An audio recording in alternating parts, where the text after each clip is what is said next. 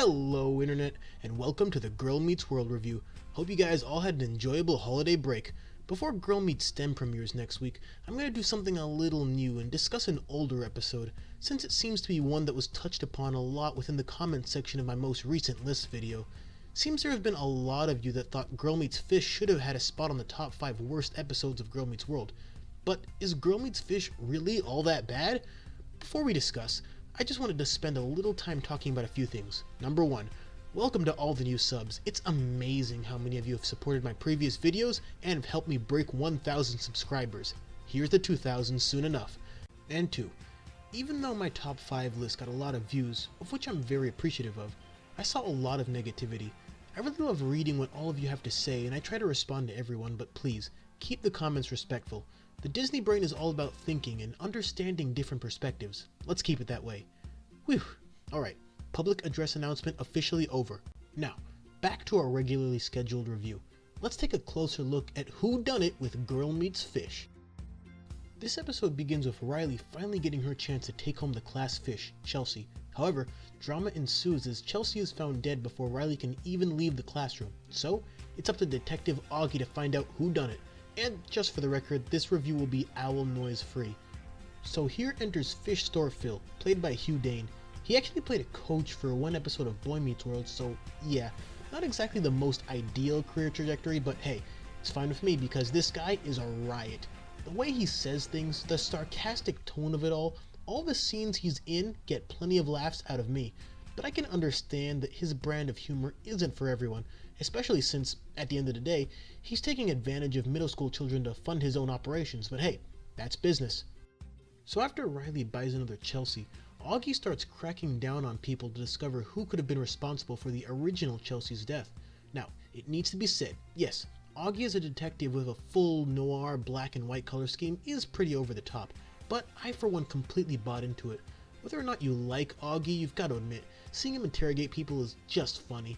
His exchanges with Farkle and Lucas are particularly great, with both scenes doing the tough balancing act of setting up a believably acted murder mystery while also keeping the cast within character and not falling too deep into absurdity. I think these scenes work because they find that balance. If you know Farkle, then you're not surprised that he breaks down the way he does, and if you know Lucas, you're not surprised that he'd be a straight talker who can cleanly admit to his wrongdoings. So eventually Maya reveals that everyone in class has had their own run-ins with dead fish. Not a single student was able to keep Chelsea alive. Nope, not even Yogi. As it turns out, there were actually hundreds of Chelseas, but Augie is still no closer to solving the case. But eventually it's revealed that graham crackers and goldfish don't mix, and there you have it. Augie was a murderer the whole time. It's true. You see, he admits it.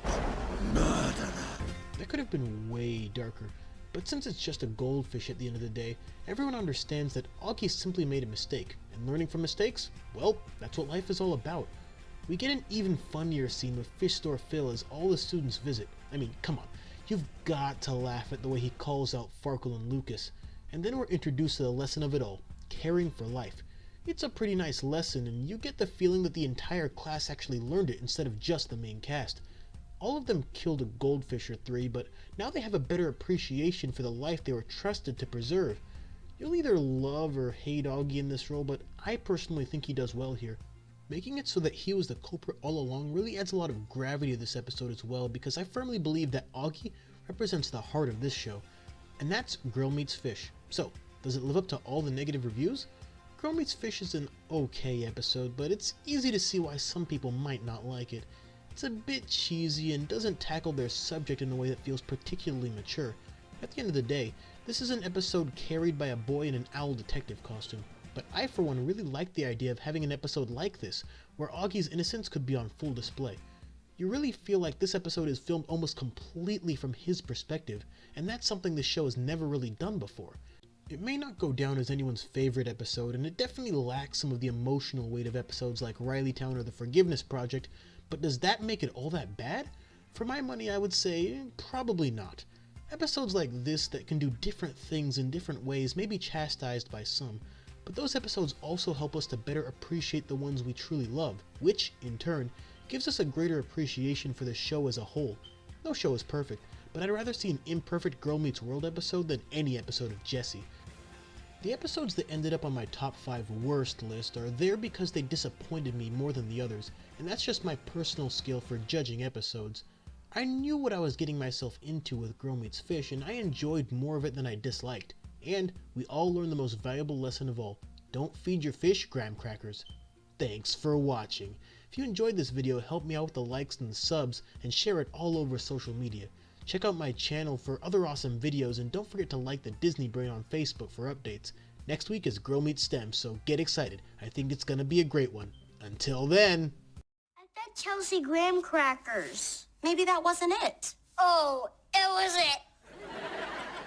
Ava! She's right. Graham crackers expand in water. Farkle! He's right. So the crumbs expanded inside her. Lucas! He's right. Maya!